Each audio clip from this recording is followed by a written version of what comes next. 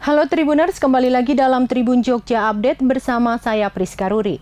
Berdasarkan pengamatan terhadap bukit pasir planet Mars yang dilakukan penjelajah antariksa Cina, Zhurong, keberadaan air di planet tersebut mungkin lebih tersebar dan lebih baru daripada yang diperkirakan sebelumnya.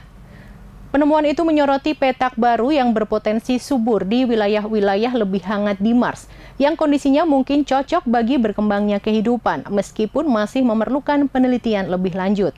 Berita yang dipublikasikan pada Jumat 28 April ini datang beberapa hari setelah para pemimpin misi mengakui bahwa penjelajah Zhurong belum bangun dari hibernasi selama musim dingin yang melanda Mars sejak hampir setahun yang lalu. Sebelum Zhurong membisu, penjelajah antariksa itu mengamati bukit pasir yang kaya garam dengan retakan dan kerak, yang para peneliti menduga tercampur embun pagi atau salju yang mencair hanya beberapa ratus ribu tahun yang lalu. Rentang waktu perkiraan mereka untuk kapan keretakan dan fitur bukit pasir lainnya terbentuk di Utopia Planitia Mars. Dataran luas di belahan bumi utara adalah sekitar 1,4 juta hingga 400 ribu tahun yang lalu, atau bahkan lebih baru. Kondisi selama periode itu mirip dengan saat ini di Mars, di mana sungai dan danau mengering dan tidak lagi mengalir seperti yang terjadi sejak miliaran tahun yang lalu.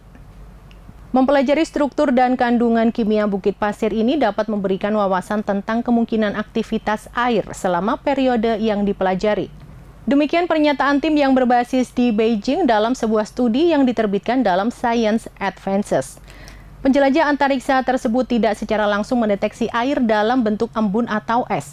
Namun, Qin mengatakan simulasi komputer dan pengamatan oleh wahana antariksa lain di Mars menunjukkan bahwa saat ini pada beberapa waktu dalam setahun, kondisi dapat cocok untuk munculnya air. Para ilmuwan Cina mengatakan sejumlah kecil air dari salju atau embun beku yang mencair dicampur dengan garam kemungkinan menyebabkan terjadinya keretakan kecil. Permukaan keras dan kusam, partikel yang longgar, dan fitur bukit pasir lainnya seperti depresi dan punggungan di Mars. Mereka menyingkirkan kemungkinan terjadinya akibat angin serta embun beku yang terbuat dari karbon dioksida, yang merupakan sebagian besar dari atmosfer Mars. Embun beku Mars telah diamati sejak misi Viking NASA pada tahun 1970-an. Tetapi taburan embun tipis pada pagi hari itu dipercaya terjadi di lokasi tertentu dalam kondisi tertentu. Meskipun hanya keberadaan air yang kecil, hal ini bisa penting untuk mengidentifikasi lingkungan yang dapat dihuni.